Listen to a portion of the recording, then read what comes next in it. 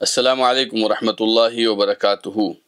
رمضان المبارک میں اللہ سبحانہ و تعالیٰ سے امید ہے کہ آپ تمام خیر اور نیکی کے کاموں میں بڑھ چڑھ کر حصہ لے رہے ہوں گے۔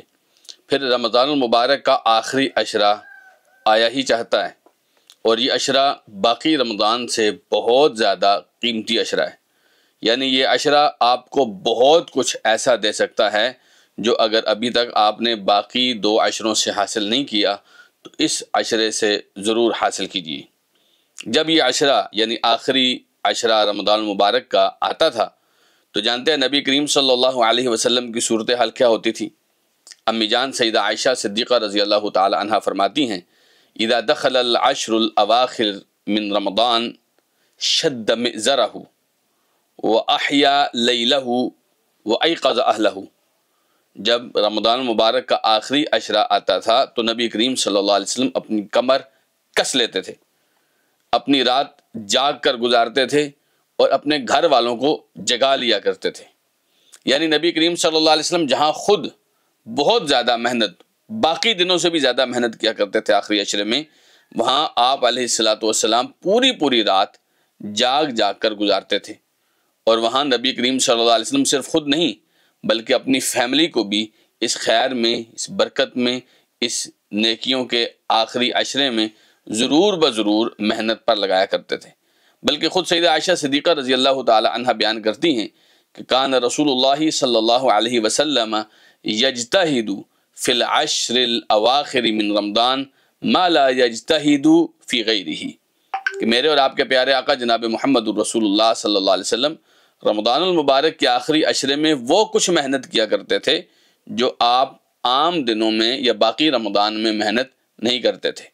یعنی یہ آخری عشرہ باقی تمام رمضان سے زیادہ افضل ہے، اور کیوں نہ ہو، اس عشرے میں آخر کار لیلۃ القدر ہے، وہ لیلۃ القدر جس کے بارے میں فرمایا خیر من الف شہر، 1000 مہینے ایک طرف ہوں اور لیلۃ القدر ایک طرف ہو تو یہ لیلۃ القدر 1000 مہینے سے بڑھ کر ہے، جس کے بارے میں رسول اللہ صلی اللہ علیہ وسلم نے فرمایا من قام لیلۃ القدر ایمانا واحتسابا غفر له ما تقدم من ذنبہ، جو آدمی ایمان کی حالت میں اللہ سے اجر لینے کے لیے لیلۃ القدر کا قیام کرتا ہے، اس کے گزشتہ سارے گناہوں کو معاف کر دیا جاتا ہے۔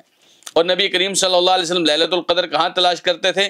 کان یلتمس لیلۃ القدر فی العشر الاواخر من رمضان، نبی کریم صلی اللہ علیہ وسلم رمضان کے آخری عشرے میں لیلۃ القدر تلاش کیا کرتے تھے، اور دوسری روایات میں آتا ہے کہ اس رمضان کے آخری عشرے کی طاق راتوں میں آپ صلی اللہ علیہ وسلم نے حکم دیا کہ لیلۃ القدر کو تلاش کرو۔ تو یہ راتیں بہت قیمتی راتیں ہونے جا رہی ہیں، سال بھر کی راتوں سے زیادہ افضل، قیمتی، خیر، برکات، بخشش، نجات سے بھری ہوئی یہ راتیں ہیں۔ یہ راتیں سستی اور غفلت کا کسی طور پر تقاضا نہیں کرتی ہیں۔ تو جن مسلمانوں نے، مجھ سمیت اگر کسی نے باقی رمضان میں سستی کی ہے، کچھ کمی کوتاہی رہ گئی ہے، تو یہ عشرہ اب سستیوں کے لیے تو بالکل بھی نہیں ہے۔